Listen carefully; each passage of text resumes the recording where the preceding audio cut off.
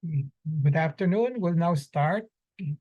First of all, I'd like to welcome everybody to this pep talk this afternoon. Please mute yourself, but always show your video picture. Sign in your name, your Facebook account, or email address in the chat box. Please include the names of companions attending with you. Use the chat box to ask questions and make comments while the pep talk is on. There will be group pictures at the start and end of the pep talk, so please show your faces in the video. A reminder after the pep talks to take the online learning curve evaluation test exercise for mastery of learning and have a perfect score to get a certificate like this. I have placed the link in the chat box. Another reminder, obtaining 25 OLETE certificates, meaning those who have passed, who got a perfect score in the OLETE is entitled to a OLETE certificate. So obtaining 25 will entitle one mentee to a voucher for a RO Hoson medical consultation, either face-to-face or telemedical. Another request, please type in your feedback in the chat box during the open forum and before we adjourn. So let's now have a group picture taking before we start the pep talk proper in 1 to 2 minutes. Please show your face in the video now.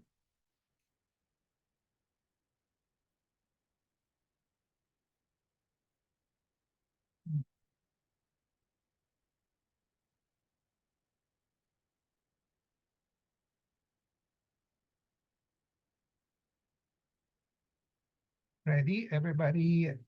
Okay. Okay, wait, 1, 2, 3.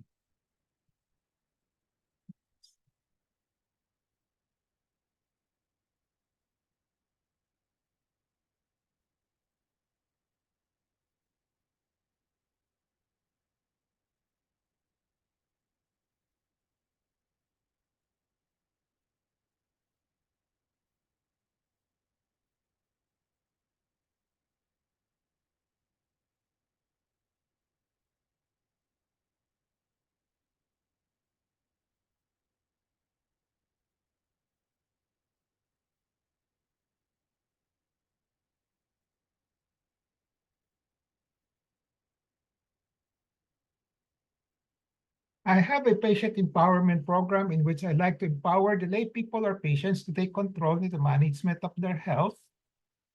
I started the pep talk on May 15, 2021 during the COVID-19 pandemic. There are 3 courses in the pep talk. I completed the core course on October 9, 2021, in the same year, 2021. And from October 23, 2021 onwards, I've been tackling health disorder and health issue courses up to now. Okay. So May 18, 2024 marks the start of the year 4. So we're now on our 4th year of the RO Hoson Pep Talk. How long the Pep Talk will last will depend on our enthusiasm, discipline, and perseverance, both you and me. My Pep Talk today is entitled Surgical Oncologies, What and When. Last time we talked about oncologists in general. Today we will be focusing on surgical oncologists. So the empowerment objective is for the lay people to have an essential understanding on surgical oncologies, what and when.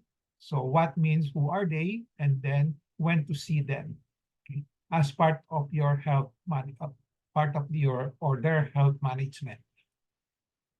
The contents of this pep talk will be the following. What are the so-called oncologists? What are the 3 basic kinds of oncologists?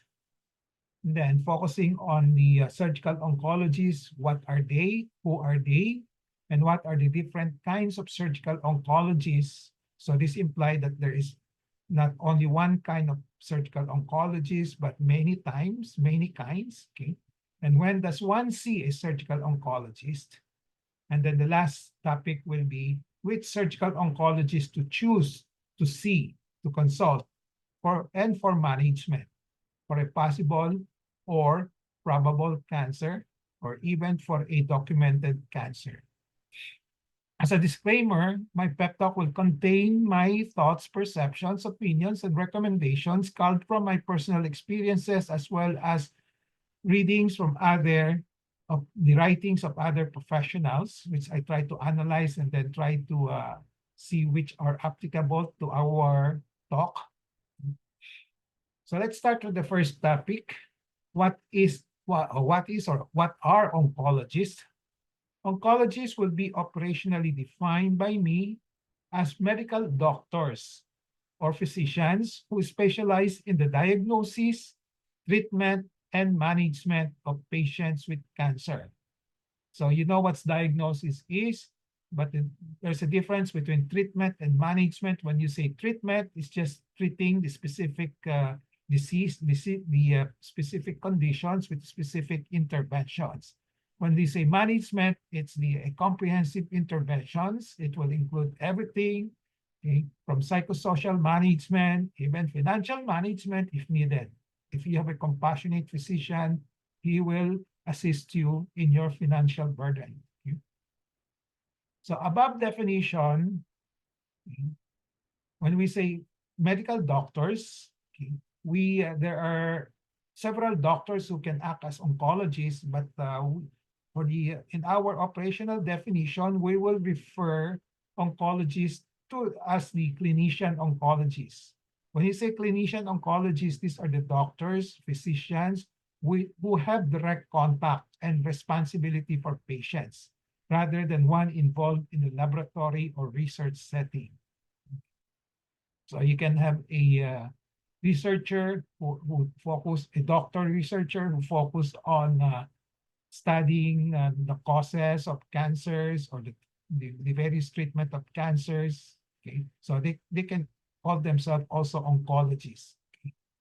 But for our purpose, we will be talking about clinician oncologists, not doctors who are in direct contact, who have the direct contact and responsibility for patients with possible cancer. So oncologists in layman's terms are essentially cancer specialists. But mind you, we will qualify it to include only the clinicians, okay? So doctor clinicians. What are the basic kinds of oncologists? The three basic kinds will be dependent on the conventional treatment modalities, which are commonly, when I say conventional, what are the most commonly used treatment modalities, and which are, at the moment, still drugs, surgery, and radiation.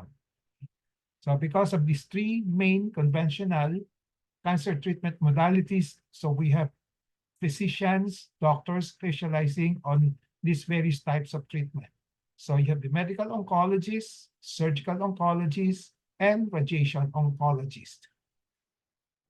So when you say medical oncologists, these are the cancer specialists who treat patients with cancers with drugs, okay, and not using surgical and radiation.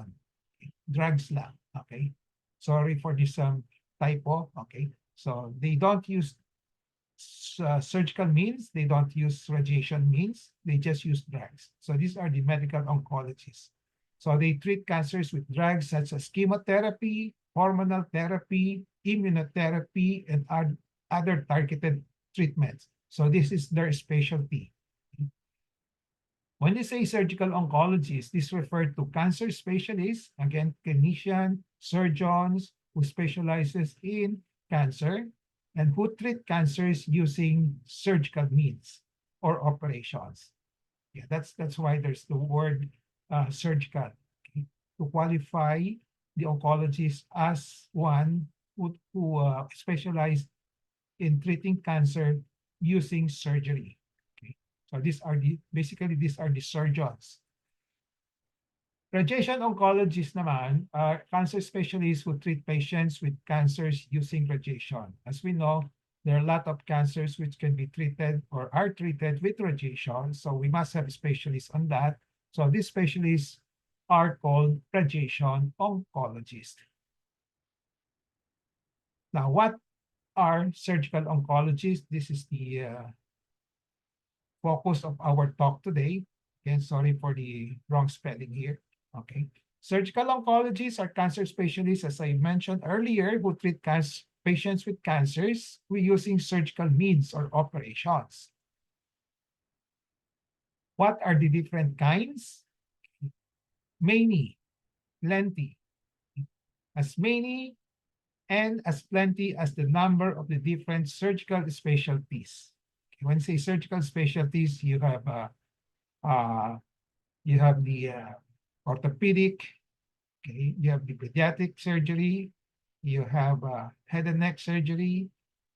What else? You have OBGYN, you have OFTA. So these are the specialties which uses operations as part of their treatment. So they are considered surgical specialties. So marami yan, no? So since the treatment of cancer or tumors are inherently part of the training in the surgical specialty, okay? And then if they want a formal title of surgical oncologist, they usually spend additional 1 to 2 years of formal training to treat cancers, or if they do a lot of cancer surgery in their specialties.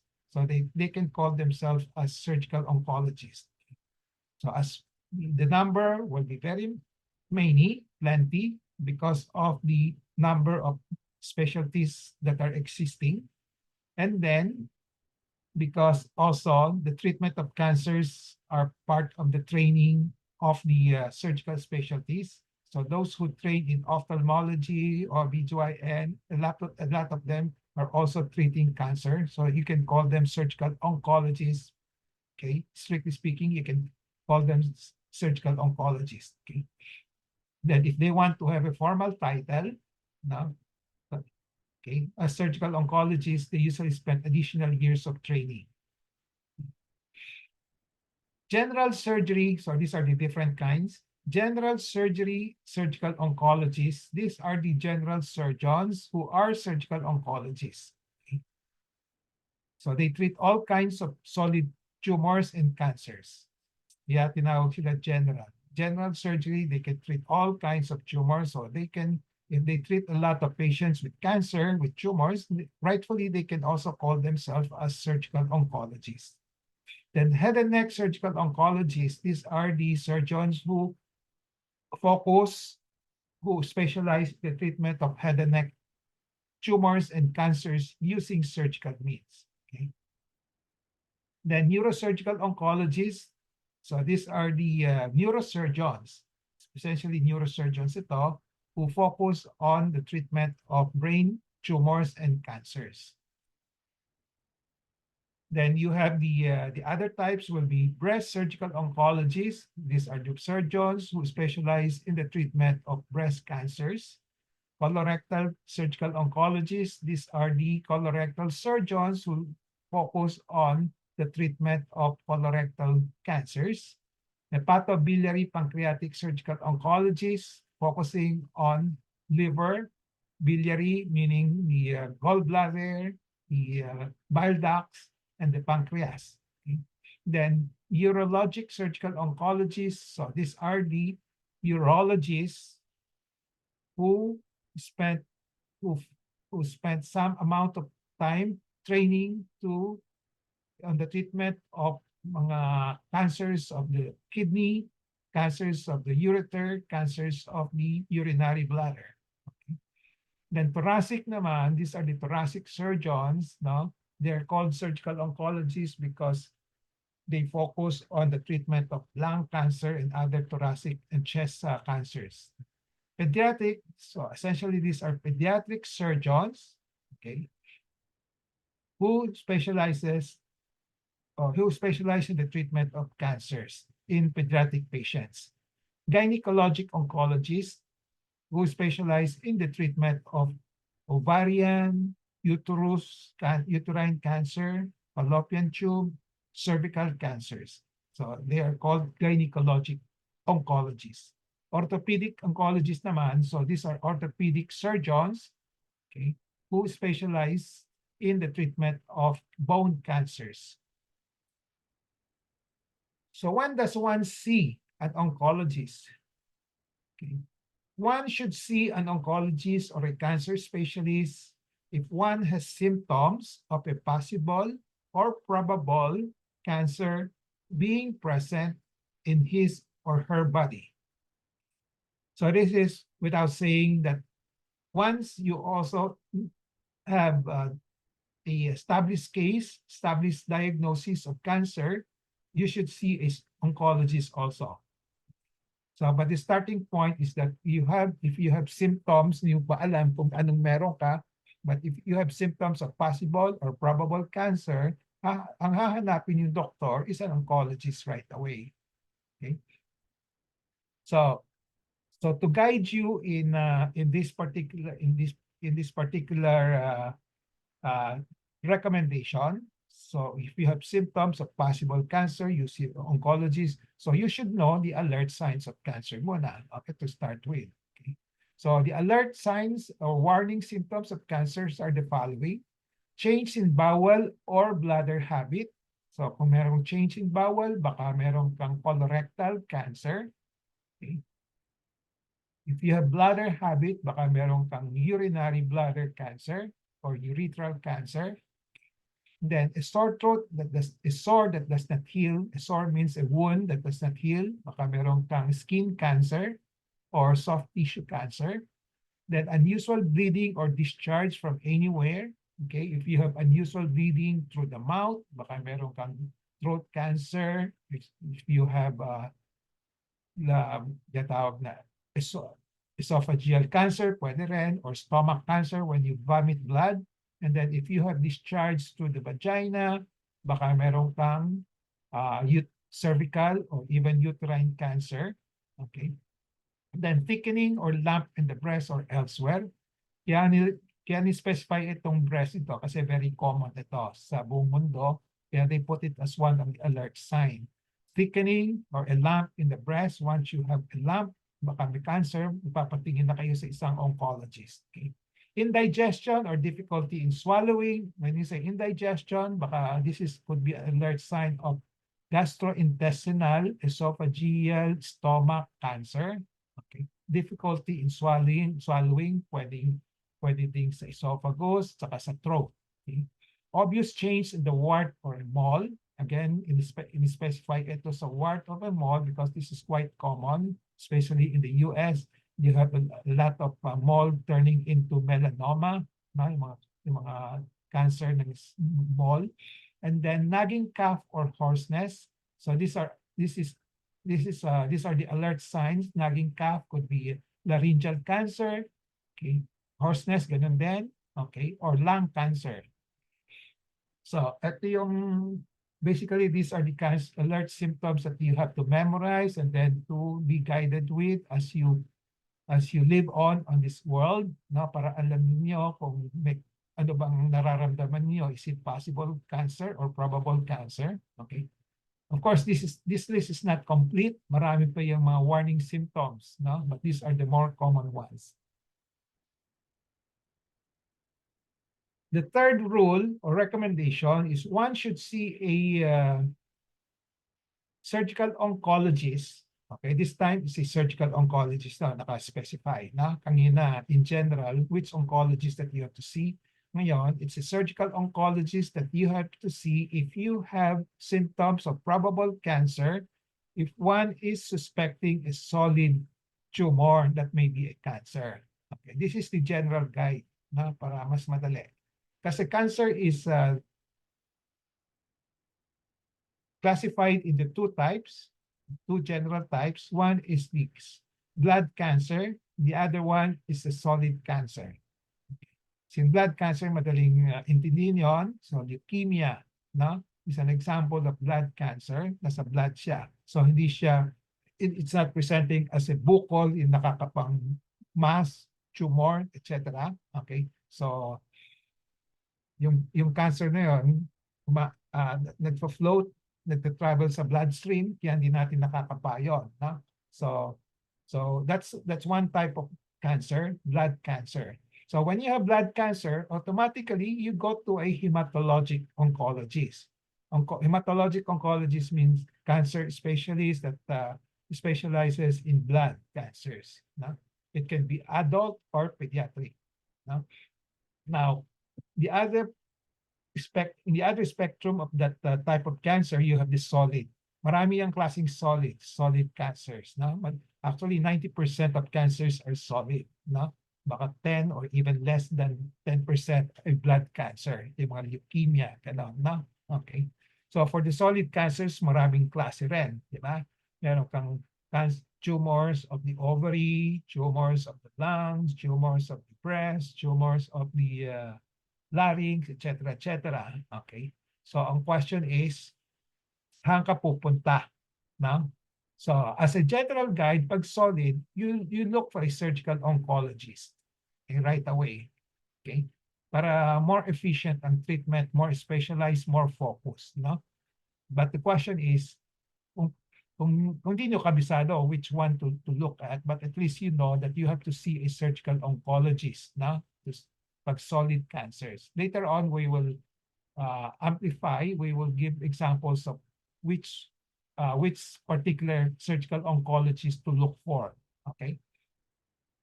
So again, before I leave this slide, okay, so you see a surgical oncology if you are suspecting a solid cancer, okay, not blood cancer, that may be a cancer.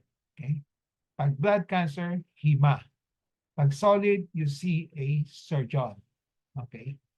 As much as possible, pwede ding medical oncologist, pero mas maganda, as I said last time, you go for a surgical oncologist because most of the time, they will have to do a biopsy, sila magda-diagnose, then sila na lang unang puntahan ninyo, and then after that, kung kailangan ng medical treatment, then medical oncology treatment, i-refer na lang kayo. No?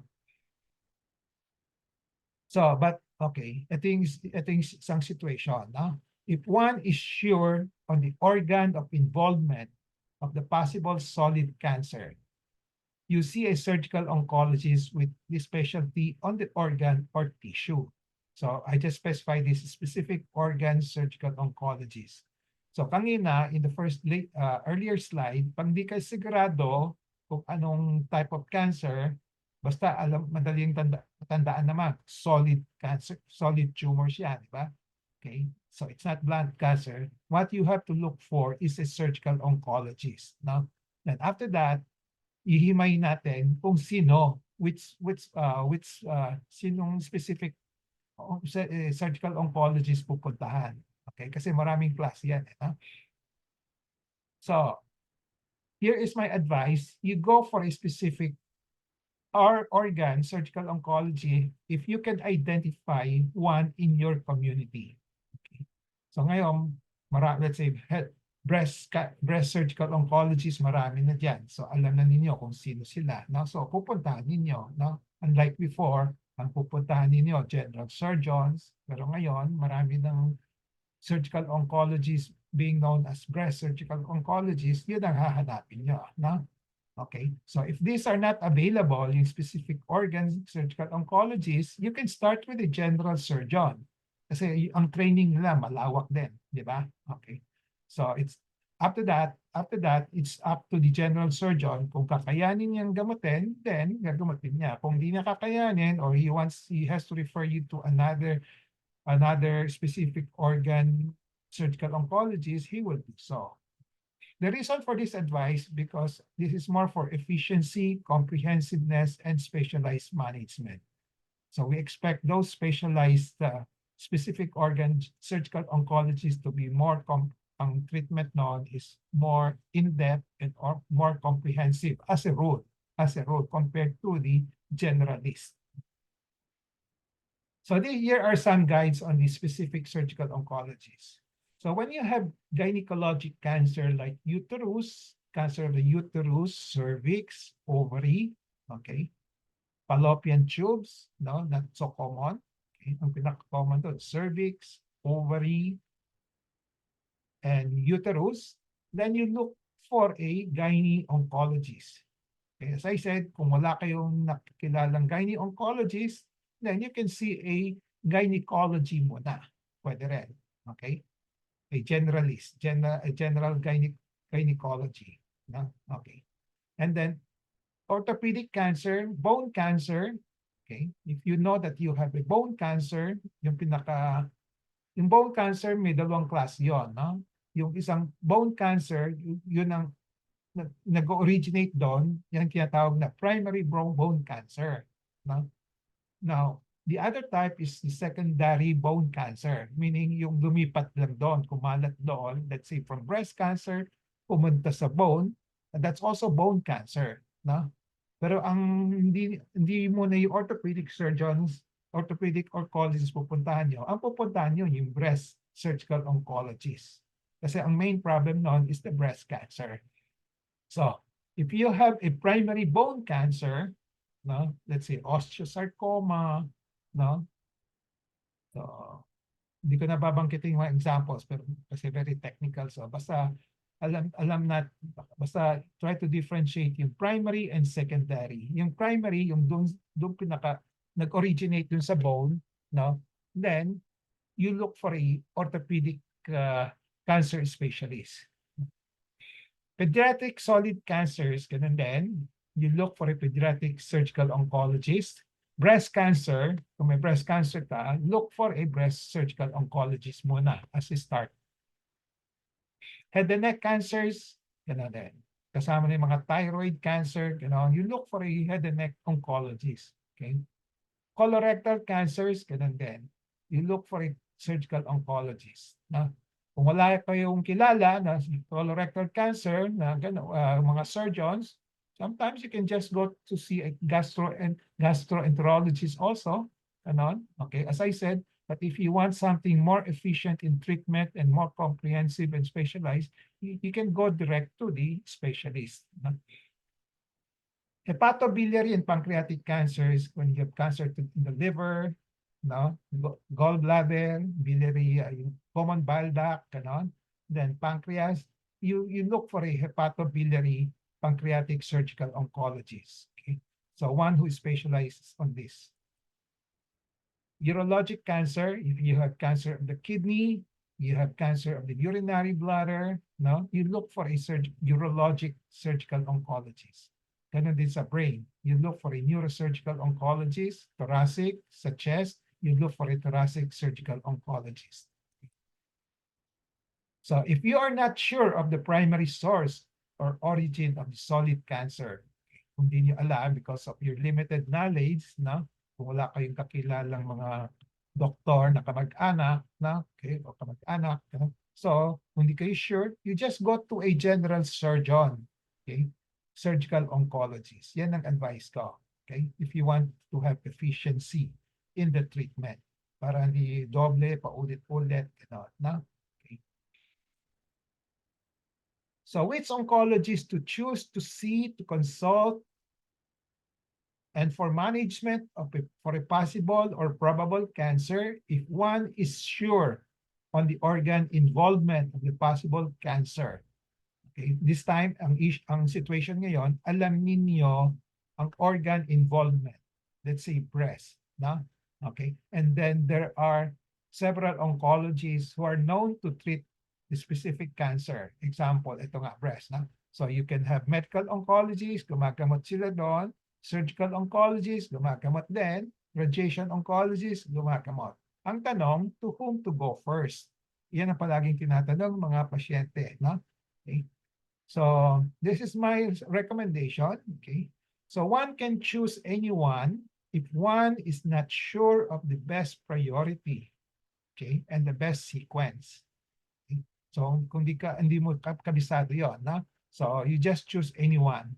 Kasi yung pinili mong doktor kahit na it's not the one who should be treating you, i-refer ka naman, na? Okay.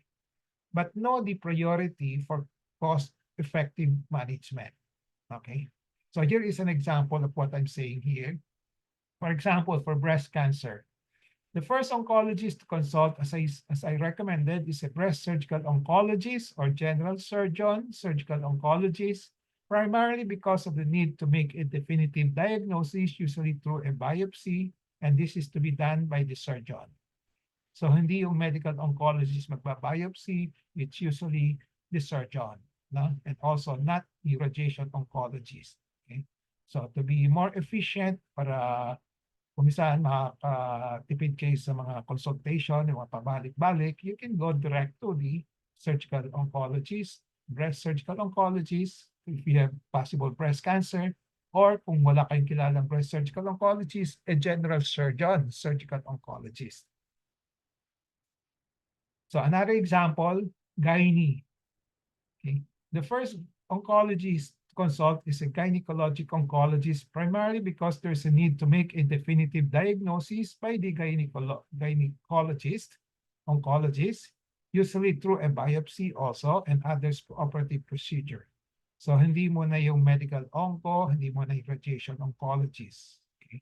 So we know that the mga cervical cancer and other ovarian cancer or uterine cancer are being treated by radiation oncologists also, and also medical oncologists at times, no? Okay. So, kaya kumisan nalilito tayo kung saan tayo pupunta, no? So the best here is to look for a gynae oncologist. Kung walang gynae oncologist, you go to a general gynecologist.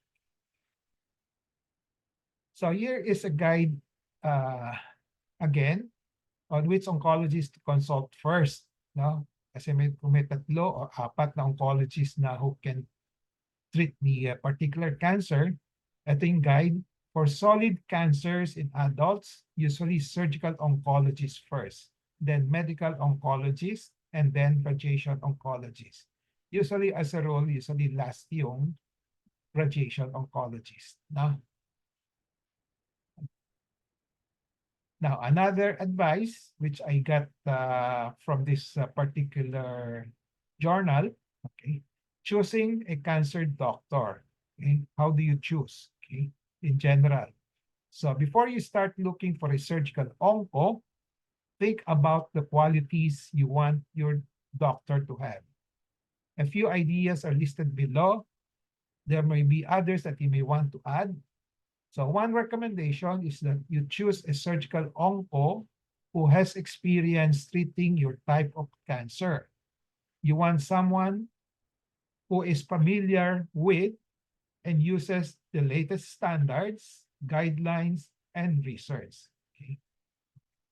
So, but mind you, caveat here, hindi lang you don't have to, hindi palaging latest standards ay pinakamagaling, no? So you just have to choose which surgical oncologist who can make a decision, make a recommendation on the best treatment. No? And then you will need a doctor who is part of your health insurance. Kung meron kayong HMOs or other insurance, no? So maghanap kayo ng surgical onco who will be able to treat you. Okay? But you have to take note of the first recommendation that I mentioned earlier, dapat yung maganda yung track record din ng yung surgical onco, no? Kung pangit ang track record ng surgical onco, kahit na connected siya sa health insurance, you might decide to go for a surgical onco whom you can trust pero walang health insurance, no? Hindi siya accredited. Pick a surgical onco who practices or has privilege in a cancer center or hospital that you are willing to use. Doctors can only send patients to cancer centers or hospitals where they have admitting privileges. Okay. So this is part of your cost containment. Okay. Nakilala kayong surgical onco, magaling, at meron siyang accredited sa hospital in which you can use yung that you want to use, either because of proximity to the place or because you have an HMOs or insurance. Now, I think this will be the last recommendation, most important. Choose a surgical onco that you feel comfortable with, okay, in terms of spoken language, okay, kung minsan sex will be, gusto niyong lalaki o babae, no? Education may be important to you. You may also have a strong feelings about the personality of the doctor, how they should communicate with you. And some doctors want their doctors to be business-like manner, while others value a doctor who can help in their emotional health, health as well as medical needs. Okay.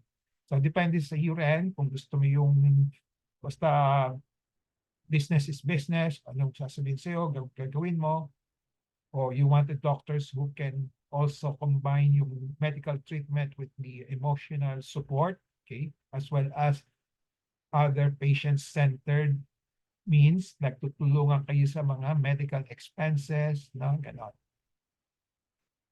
Choose a surgical oncologist. This is my advice, personal advice. Yung kanina, mga, which I subscribe also, yung mga advice ng isang journal that I got. My personal advice is that you choose a surgical oncologist who will treat your cancers as best as you can, as he can, she can, and who is a patient-centered, I mentioned this earlier, patient-centered and compassionate, and who will provide comprehensive holistic management. When you say holistic, this will include psychological and psychosocial support. Huwag yung mga surgical oncologists who will just treat your cancer and then bahala ka na after. No? So you're on your own already. No? O ipapasa ka na sa ibang doktor. No? Okay. I think that is the last slide. No? So summary and takeaway, I have discussed these various topics. What are oncologies? What are the three basic kinds? What are surgical oncologies, which is the focus of this pep talk this afternoon? What are the different kinds? Marami siya. When does one see a surgical oncologist? As I said, pag solid cancer, unahin ang isipin nyo surgical oncologist, and then kung alam nyo yung mga specific type of cancers, you go to the specific surgical oncologist. Okay? So then I gave you some advice on how to choose, especially kung maraming oncologists ang involved. No? Okay. Takeaway in relation to patient empowerment, be always in touch with reliable medical information on surgical oncologists, what and when. So what means who they are, okay, whom to consult, when means, whom to consult, and when to consult, okay? Knowledge is power, it gives power. Use the 4 Ks of patient empowerment, kaalaman, kakayanan, karapatan, kapangyarihan to gain greater control over decisions and make better decisions on surgical oncologists. This is the topic today, what and when, as part of your health management. This ends my pep talk today. I hope I have empowered you to have an essential understanding on surgical oncologies, what and when, as part of your health management. Before we go to the question and answer portion, reminder, please take the online learning Kung evaluation test exercise for mastery of learning. Okay, the link is in the chat box already. Then another reminder, obtaining 25 OLETE certificates will entitle one mentee to a voucher for a RO Hoson medical consultation, either face-to-face or telemedical. And then please type in your feedback in the chat box during the open forum and before we adjourn. Now let's have a group picture taking again before we start the question and answer sessions and interactions.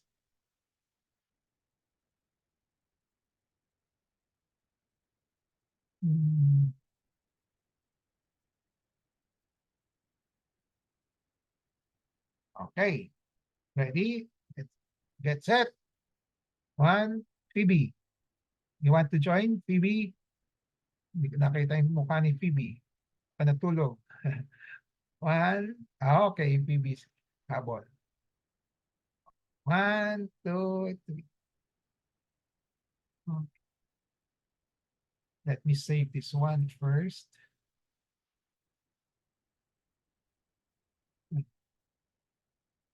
Wait. Save.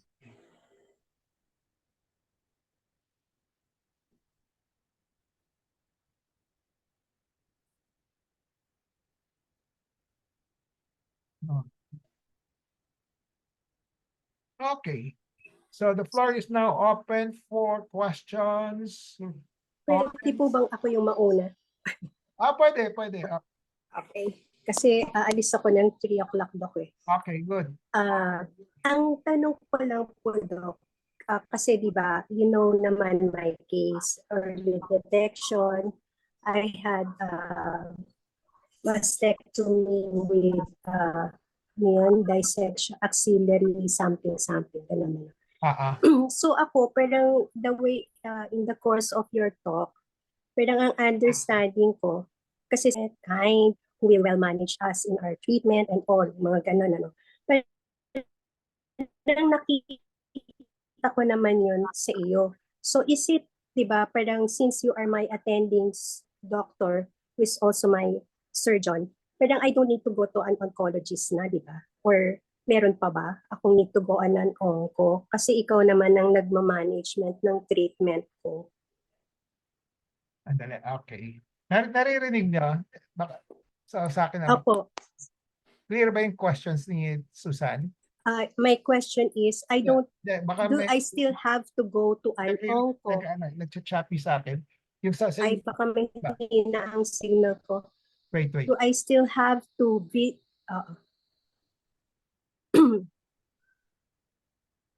baka yung signal ko ang mahina, Doc. The sound system. Okay. Naririnig niyo? Opo. Yes. Malinaw? Yes, Doc. A little choppy, but it's understandable. Dali, Hello. Can you hear me? Yes, Doc. Yes. Okay. So, ang question ko is, yeah, mas maganda. do I still need an onco since you are the one attending to me?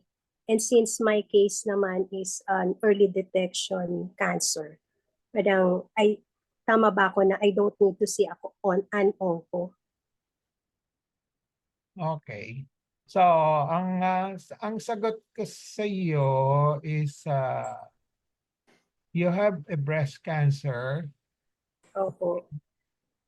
So, let's use your case as an example. Sinong unang pinuntahan mo?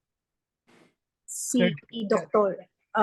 Dr. Mendoza, and then I went with you for the second opinion, di ba? Tapos, and then ikaw po yung kinuha ko for the surgery. Hindi. Ang tanong kasi sino, let's talk about, i-apply natin yung lecture ko. Okay. So, you have, sa breast cancer, ang possible oncologist na pwedeng kumamot, no? Okay, theoretically, no? Okay. Medical, surgical, and radiation. Okay. So, as I said, ang recommendation ko, as much as possible, if you want to be to have an efficient, when you say efficient, yung less effort, less inconvenience, no? You don't point, no? Walang masyadong gastos din kasi no? Baka doble, pare-pare lang no? So you go first to a surgical onco, no? Siya mag-establish ng diagnosis, no? Kasi kung pumunta ka sa medical onco, una, i-refer ka sa surgical onco pa rin, no? Okay. The biopsy. Okay? As I said, palaging nasa yung last priority ang radiation. Hindi siya. Okay.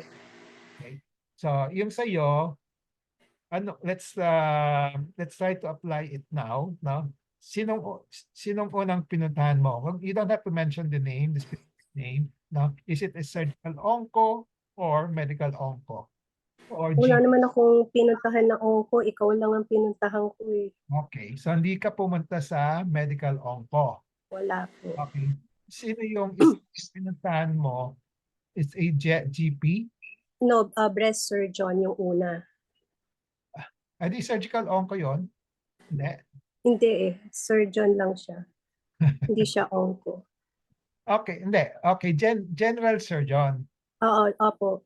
Okay. Kasi sabi niya after, saka pa lang niya ako i-refer after the surgery. So inassume ko na hindi. Yung unang tumingin na doctor sa akin, ang sabi niya, after my surgery, doon pa lang niya ako i-refer sa onco. So I assume na hindi siya onco, surgeon lang siya talaga. Okay. Sandali ha. Hold on to what you said kasi importante. Ito yung purpose of this pep talk is to clarify a lot of parang may tinatawag na yung mga practices na to clarify lang yung I won't say misconception, whatever. No? That's why yung mga sa lecture ko, sinabi ko yung wala kayong makita yung kasi highly specialized yung surgical onco. Diba? So kung hindi kayo makakita ng surgical onco, pwede din yung general surgeon, no? Opo. Who can also operate on breast kasi may training din sila, no? Okay? Ganun din ako noon, no? So, just like my son who trained in general surgery, tapos na siya, pwede siya mag-operate ng breast cancer, no? So, if he wants to formal title na surgical onco siya or breast surgical oncologist, usually mag-undergo siya ng training, na? Okay? To get a title, na? So, yung Opo. unang pinuntahan mo is a general surgeon who can operate on you. Kaya sinabi niya, Opo. I will operate on you. Okay?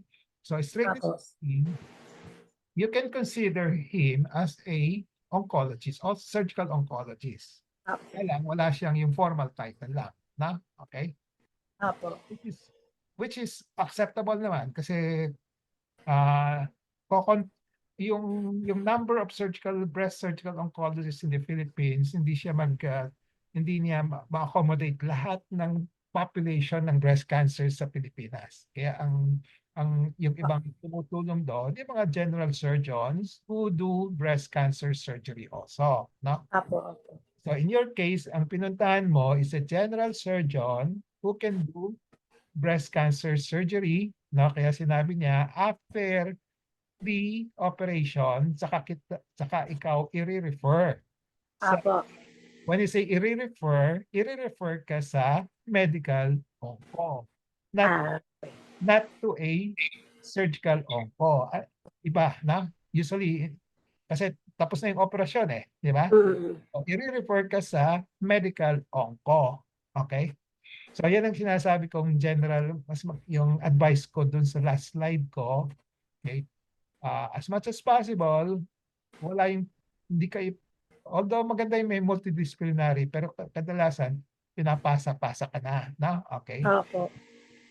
So kung dumiretso ka sa akin, if I don't see the need for you to get treatment through chemotherapy, no? Radiation therapy, bakit kita pa i-refer? Okay. Okay, ako ha? Okay. Yes, Doc. Yes. So kung may kung kailangan mo ng medical chemotherapy, okay, there are two options. One, kung ako'y nagkikimo as a surgeon, pwede ako magkimo pa rin, no? Opo. Kung nagkikimo ako, hindi na kita i-refer. Opo. Okay? Kung hindi ako nagkikimo at kailangan mo magpakimo or other treatment, na kung hindi ko kakayanin or because of parang ayaw ko nang magkimo kasi kung bisa mahirap din magkimo, no? At my age, no? Okay, baka i-refer kita, no? Opo. No? Okay. So the same principle is radiation. Kung hindi mo kailangan ng radiation, bakit ka pa pupunta sa radiation therapy? Sayang lang, di ba? So Yes, Doc. pupunta ka doon, gagastos ka lang, di ba? Oo nga. Okay. Okay. Okay, so now I understand. So, okay. Okay. Maganda yung issue na ni-raise mo because yan ang usual problems. Yan ang usual, what do you call that? I said, practices or concerns sa mga tao rito sa Pilipinas na they don't know where to go. So, minsan they end up to nagkakagulo-gulo yung gamutan. Na? To the point that pasahan, number 2, baka dobling gastos, gano'n. Tama ka, Doc. Mapapamahal pa ako. Okay. So that's why sinabi ko, if I use the word efficiency na lang, na Apa. wala akong ginagamit na hindi sila marunong o ano. Okay. Okay. Okay. Thank Okay, you. Doc. Sige, Oo. sige yan. Mag-e-exit na rin ako, Doc, ha? Magsuserve kasi ako sa simbahan. Sige. Okay. Tapos na ako Thank you, Doc. Yes, thank you, Doc, for the answer to my question. You're welcome. Very much explained. Thank you. Bye-bye to all. Okay, anybody else? Questions? Maganda yung ni-bring up ni Susan because yan ang pinaka-common practices in the Philippines. Hindi niyo alam kung saan pupunta, so direct punta kayo sa Lemisan because as I told you before last time, ang pinaka-popular yung mga medical onco, no? Hindi niyo masyadong alam yung mga surgical onco, kaya pumupunta kayo sa medical onco. Pero pagdating sa medical onco, ipapasa mo na kayo sa surgical onco rin, no? Ganon, no? Okay. So, can I hear the ano yung aking anak? Ray, Hello? can you comment on that issue yung ano yung kay Susan? Yeah. Tama naman. Parang as a surgeon naman, we know when it is warranted to refer to the medical oncology for chemo and the rad onco for RT. So parang sa lecture before, parang pwede parang yung surgeon na yung magko-coordinate sa different specialties and magre-refer for the chemo and the radiation or for the radiation if needed. Pero kung hindi naman kailangan, so there's no need to automatically go to them. Kasi baka mag-iba pa yung management, iba pa yung walang coordination.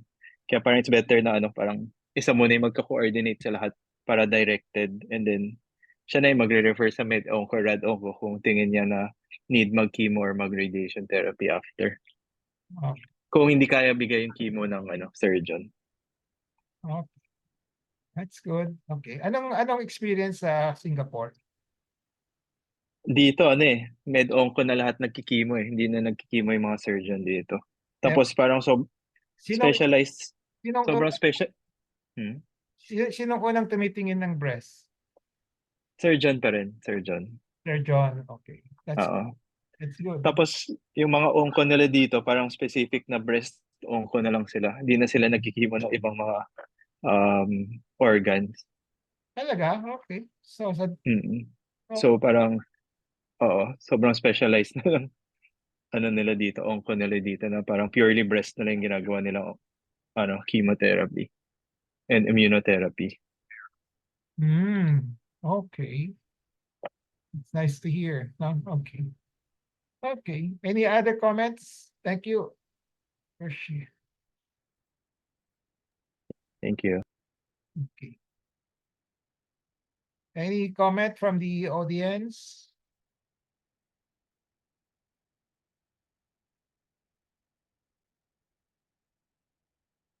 Then, is Susan?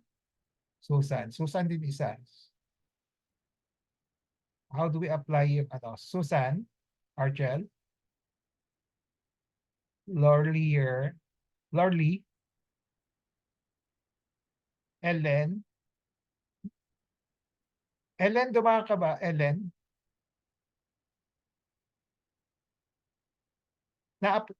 Yung sinabi ko, yung lecture ko, applicable sa iyo, nag-apply sa iyo, sa experience. You're talking to me, Doc? Yung, Doc? yung lecture, Hello? yung lecture ko, kasi I'm trying to give you some guidelines, no? Kasi at the moment, medyo magulo. Baka magulo kung saan kayo pupunta, gano'n, no? Kung sino. Kasi Doc, ako nung una, yung from the very first na nagko-consult kasi ako noon sa OB. And then in-advise niya ako for mammo. And then after makuha yung result, so syempre medyo ako doon sa result. So sabi niya, bring this result sa iyo daw kasi ikaw lang daw yung pinagkakatiwalaan niya na pwedeng tumingin ng result. So yun yung first kong nag-consult sa iyo. Pero sabi mo naman noon, it is just a fibrocystic something. So from that time on, parang regular check-up na lang yung inano ko ang ginagawa mo sa akin. And then after a while na noon 2016 nga may naano ka sa breast ko na yun na na Ah, mastectomy ako. okay. Good. So ganun sir ganun daw ang aking Okay. Yan ang maganda yung sharing of experience para very specific, no? Okay, Mm. another issue here, lalo yung mga sa mga breast concerns, no? Kadalasan, ang common practice, kasi hindi nyo, it's either nahiya kayo sa lalaking sa surgeons o natatakot kayo sa surgeons, OBGYN pinupuntahan nyo muna, di ba? Kadalasan, tama? Yan ang napapansin ko, na? Pero yung OBGYN, strictly speaking, yan ang hindi naman yung specialty nila eh. Parang GP na lang sila sa breast, di ba? Okay. Mm. So, usually, ang surgeon ang specialist sa breast, na? Ganon. So, that's Yes. why sabi ko, ang aking lecture kanina, okay, it still holds true na if you have concern with the breast, puntahan niyo muna kagad yung breast surgeon, no? Breast Mm. oncologist, no? Okay. Kasi kung dadaan pa kayo sa OBGYN, no? Okay. Kung sa ipapasa rin kayo sa surgeon, no? Okay. Okay, Yes, direct. Doc. No? And then, Mm.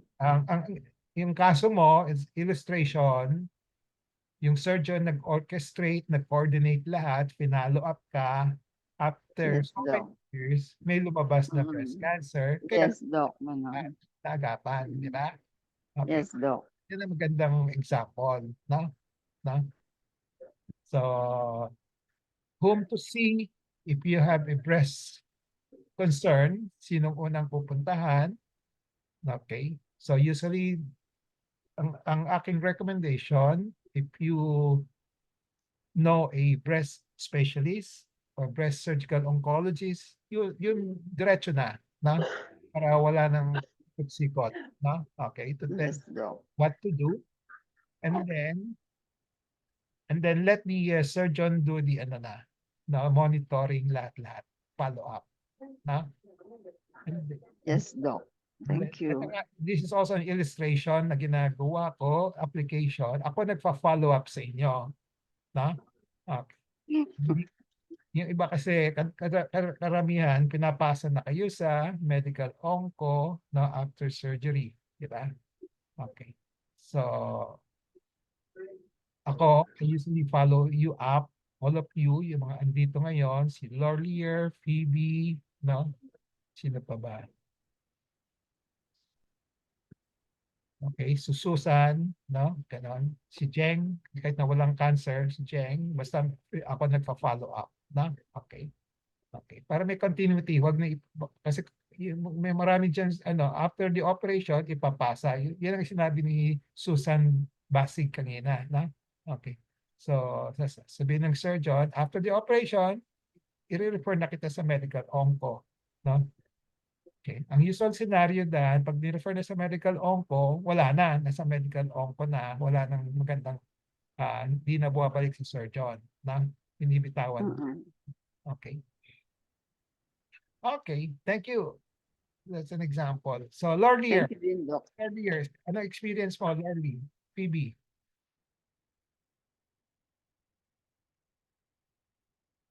Lorly, anong experience mo? Saan ka unang pumunta?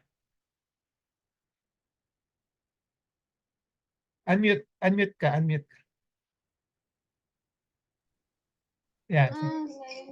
Sa inyo po talaga, Dok, ako. Yung unang check-up ko, first time ko, talaga nagpa-check up sa inyo po talaga. Wala nang iba akong pinuntahan, kundi kayo talaga po. Bakit sa akin ka napunta? Bakit sa akin ka pumunta kagad? Kasi po, Dok, sabi kasi nung tsahin ko, nung sa St. Mary's, ano daw po, sabi niya, kayo daw po yung pupuntahan ko. Doktor, kasi kayo daw po yung magaling. Tapos, ano po kasi kayo, doktor daw po kayo ng mga madre sa St. Mary's College. Okay. So, So, tama. yun po, nag-try po kami na, ayun, pumunta doon sa inyo po. Okay. Kasi takot po talaga ako magpo-doktor eh. Okay. Kaya sa inyo lang talaga ako nag-trust Okay. kami. tsahin ko. Okay. So that's an Yes, illustration. opo. and Swerte po. Opo, swerte po talaga kasi kayo yung doktor ko hanggang ngayon. Okay. So diretso sa akin, no, as first surgeon, so tama nangyari. So na-diagnose kita, na-operahan kita, di ba? Opo. And Opo. then kailangan mo magpa-chemo, radiation therapy, no? Okay. Opo. So Tama. because of financial concerns, no, ni-refer kita sa PGH, di ba? Kaya iba Malaking tulong talaga yun. ang gumamot sa iyo, di ba? Opo, Dok. But after that, hindi kita iniwanan, di ba? Opo, kasi bumabalik po ako sa inyo, tapos nagre-report po ako, Oo. Ang check up. oo, ang usual scenario kasi after operahan ka ng mga surgeon, Iwanan. bahala ka na, di ba? Okay. Ganun nga po. Ang hirap po nga ng ganun, Dok. Ah. Naiiwanan ka na, bahala ka na. Oo. Ikaw, Ako, gaan. pina-follow up pa rin kita, no? Po, Okay. Dok. Okay, that's another example. Okay. Thank you po talaga, Dok. Okay. Sino pang gusto mag-share? Phoebe. Phoebe, anong nangyari sa'yo? Phoebe, galing ka ng US, di ba, Phoebe? Unmute. Ayan, go. Sa United Arab Emirates, Yun sa Dubai. okay. So, Mhm. anong experience mo? Ang una kong pinuntahan noon kasi ni-recommend si Dr. Dancel, gynae yun, di ba?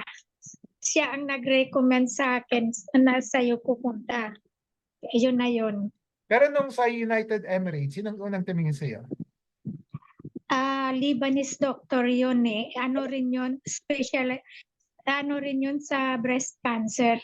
Breast Ang sinabi, surgeon? surgeon din yun. Okay. Yung sabi niya, ano daw, yung tirahan tanggalin lahat. Kaya nagulat din ako. So kunin, ano yun, kunin lahat, ganun. Sabi ko, ay, hindi, wala talaga akong kaalam-alam noon sa mga ganyan eh. Sabi ko, uwi muna ako at saka doon ako magtatanong-tanong ng doktor kung sinong pwede. Tapos yung sa pamangkin ko naman, na-recommend ako kay Dr. Dancel, gynecologist yun. Sabi niya, siya nag-recommend sa akin sa'yo. Sabi, punta ka kay Dr. Hoson. Siya yung nakakaalam sa mga ganyan. Okay. Yun lang. Ikaw lang at saka si Dr. Dancel yung napuntahan ko nung Yeah. pagbalik ko. Okay. Hanggang ngayon, kayo lang. Okay. Kasi hindi naman ako nag-chemo, hindi naman ako na yung isa lang yung tamoxifen lang yun for 5 years. Wala naman akong komplikasyon. Kaya, okay, ayos na. Follow up na lang para in case na bumalik, maagapan. Okay. So, nice. Hanggang ngayon, sa'yo pa rin ako magpa-follow up, ganun. Okay. So, illustration number 3 kay Phoebe Caldino. Nasa UAB, United Emirates siya. Surgeon ang tumingin sa kanya una. Diba? Okay. So, tama yun. Yan ang recommendation ko, no? Okay. So, surgeon tumingin sa iyo sa breast mo. Okay. Then after that, pumunta ka sa Pilipinas, wala kang kilala, based on lecture ko last time, kung wala kayong kilala, you can go for yung family doctor o sinong doctor kilala ninyo, no? Okay. So, siya mag-a-advise. So, it so happened that you saw Dancel, sabi natin, family doctors na ninyo, family physician, siya nag-recommend sa iyo na pumunta sa akin, di ba? So, nung pumunta ka sa akin, ginamot na kita, na? So, yes. hindi na kita, since hindi kailangan mo ng pa-chemo, hindi na kita ni-refer sa medical onco, hindi na kita ni-refer sa radiation onco, na? Okay? Yes. So, kasi nung sa Dubai, sinabi, okay lang yung operahan ako. Pero pag may further treatment pa, nasa Al Ain yun, 100 kilometers pa yun sa sa tinitirhan ko. Kaya mahirap din. Sabi ng ganun. Hindi problema ang operasyon doon kasi libre nga eh. Yung mga OFW doon may libre na insurance. Kaso lang kung kailangan mo mga chemo, mga ano, ang layo ng ospital na nag-specialize noon.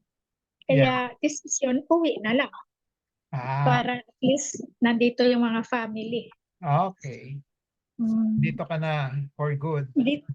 Dito na, for good na. Okay. Sige, thank you po. Okay, sige. Thank you for sharing also para ma-illustrate natin yung mga sinasabi ko kung totoo, kung validated o hindi, no? Okay. Yes. Okay. So, any more?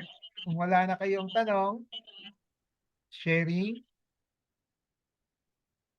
So, wala na. Basta, pag, pag meron kayong mga bukol-bukol, kung di nyo alam kung ano, basta solid, kung di siya blood cancer, no? Go to a surgical oncologist. Kung may kilala kayo, kung hindi, general surgeon muna, no? Okay. So, yung mga medical oncologist, no, tsaka radiation oncologist, bahala na yung surgical oncologist to decide, no, kung kailangan niyo pumunta doon o hindi, no? Okay? So, okay? So, mas malinaw na? Ha? Yung topic natin, mas malinaw na to everybody? Yes, Yes, po, Doc. Doc. Yes po. Okay. Okay. So, if there are no more questions, we call it a day. Abet, meron ka pang additional comment? Abet? Aside from the fact na hindi na tayo nagkikimo, when can you refer a patient, a breast cancer patient to a medical oncologist? Kasi di ba, meron tayong sinasabi na you are not for chemotherapy. Pero pag ni-refer mo siya sa medical oncologist, tsak titirahin yun. So, saan yung yung demarcation line na kailangan niya ng isang medical oncologist? Kung may indications, let's say may nodes sa breast cancer, kung may nodes, no, mga nodes, kulani, nakaspread doon, no, then usually kailangan ng medical chemotherapy. Since hindi ako nagkikimo, I refer them to medical onco, no, ganon. O yung mga advanced na hindi ko maoperahan, papaliitin lang muna, no, through chemo, no. So, i-refer natin for chemo para paliitin, no. Okay, ganon. So, may indications, no? So, may mga sitwasyon naman hindi kailangan, no? Parang kay Ellen, kay Phoebe, kay Susan Basig, no? At saka kay Susan Argel, no? Hindi naman kailangan. So, we don't refer them to medical onco anymore, no? Okay. Okay? Meron kasing patient na nagtanong sa akin, which is better? Is it a surgical oncologist or a medical oncologist? One, I said, pag kasi surgical oncologist, siya yung nag-opera, siya yung kumbaga dati na niyang pasyente, I think it's better to a surgical oncologist kasi alam niya yung extension ng pagkakaroon or klase ng cancer. Is it severe or is it it's not? So you can tell them na hindi ka naman for chemotherapy, 'di ba? Hindi ka naman for radioactive. But once na pumunta nga daw sila sa isang medical oncologist, hindi man nila kailangan ang chemotherapy or radiation, but they also advise to undergo chemotherapy. Correct me if I'm wrong. Kasi, ang sabi ko, because it's their job, medical oncologist, kung hindi nila titirahin ng isang hindi for chemotherapy, wala sila magiging pasyente. Hindi sila kikita. Sorry. Kasi yun talaga explanation ko. Kasi Pag sa atin, di ba, pag wala namang indication, negative lahat kahit na 17 lymph nodes yon, tapos okay ang ERPRA. So when you go to a medical oncologist, titirahin ka ng chemotherapy. Kasi yung trabaho nila yun eh. Kahit na hindi naman nila sasabihin na, hindi, kailangan mo pa rin mag-chemo kasi cancer, breast cancer yun. Is correct. I don't know. Pero yun ang ine-explain ko sa mga patient natin. Okay. So it's better to a surgical oncologist than to a medical oncologist. Pag medyo severe at may findings, then sabi ko, you can go to a medical oncologist kasi kailangan yun ng treatment. Diba? But once Dr. Hosen said, you don't need a chemotherapy, then listen to him kasi it's true na hindi nyo kailangan magkaroon ng isang treatment. Okay. Am I biased or what? But for the longest time that I've been your secretary, ang dami nating survivor na hindi nag-chemo, di ba? Super dami nating patients without chemotherapy. And may 35 years tayo, may 30 years, and those having medyo late, pag narinig nila, si Dr. Hosen gano'n. So, they came from a medical oncologist, hindi na natin ma-save kasi nagkanda ng treatment. Parang once you started having chemotherapy, the next would be radiotherapy and ganun na. Okay. Lance, anong sagot mo dyan? Anong reaction mo? Doc Lance, ano yun? Yeah, sometimes mas aggressive mag-chemotherapy yung yung med-onco kaysa sa mga surgeon. Kaya dapat kausapin talaga muna yung surgeon kung advised ba nila mag-chemo. Kasi kung med-onco lang talaga minsan mag-advise sila ng chemo kahit tingin ng surgeon ay hindi niya kailangan mag-chemo. Yeah. Okay. Kasi kahit na negative yung lymph nodes nila, sasabihin pa din ng isang medical oncologist, no, you still have to go to therapy kasi breast cancer yan. Though walang lymph nodes, positive lymph nodes, halimbawa sa ERPRA, parang sabi ko, parang I don't get it. Kaya minsan yung mga patients na not for chemotherapy at nag-chemo, mas nagiging short yung, I think, survival. Okay.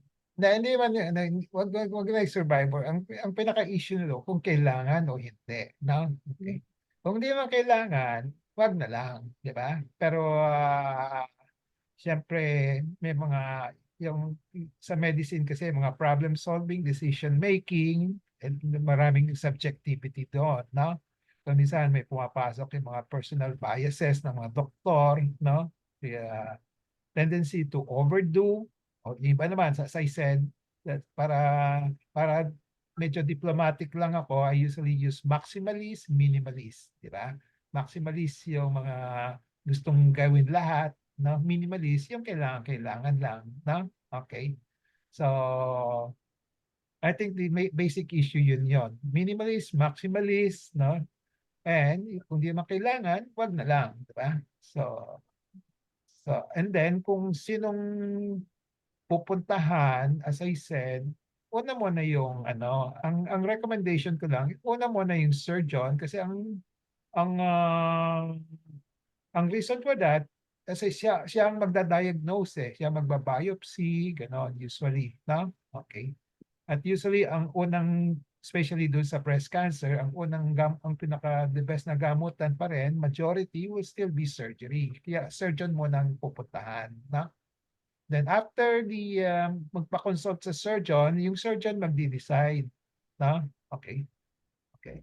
So yung kumisan yung mga surgeons may biases din yun. Baka kumisan, baka di ba kailangan operahan o kaya kumisan, takot sila, magpapakimo muna, gano'n, no? Iba-iba rin, no? Okay. So we must know the indications, no? So pero ang ang protocol nyon, ang suggested protocol, una mo na yung surgeon, then who makes a decision, who make a recommendation kung kailangan pa ng medical onco for further treatment or not, no? Okay, or even radiation oncologist, no? Okay. So kung di na kailangan, hanggang doon na lang. Okay? So, so a lot of surgeons are usually, ang tawag doon, nagre-refer sa medical onco. Kasi parang after surgery, gusto nilang tapos na yung trabaho nila, no? Okay. Bahala na yung medical onco to do the follow-up all the way, no? Ganon, no? Yan ang trend, no? Okay? So, thank you for those added comments. Any more? Wala na? 3:21 na.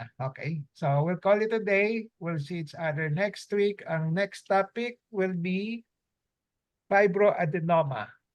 Okay. Breast fibroadenoma. Okay. What is it, and then what to do, to remove or not to remove, no? Jeng, importante sa iyo yan, fibroadenoma. Yes po, Doc. Mag-invite ka pa ng iba, no? Okay. So I might not be around kasi meron akong mission on that day, pero Lance will take over. Okay. On next Saturday, September 7, no? Okay. So there are no more questions. We'll call it day. Thank you for your attendance, no? Thank you for your participation. Magandang illustrations, discussions natin this afternoon. Okay. Thank you. Bye-bye. Thank you, Thank you Doc. Thank you po, Doc. Doc. Happy weekend. Happy weekend. Bye-bye. Bye-bye. Bye-bye po.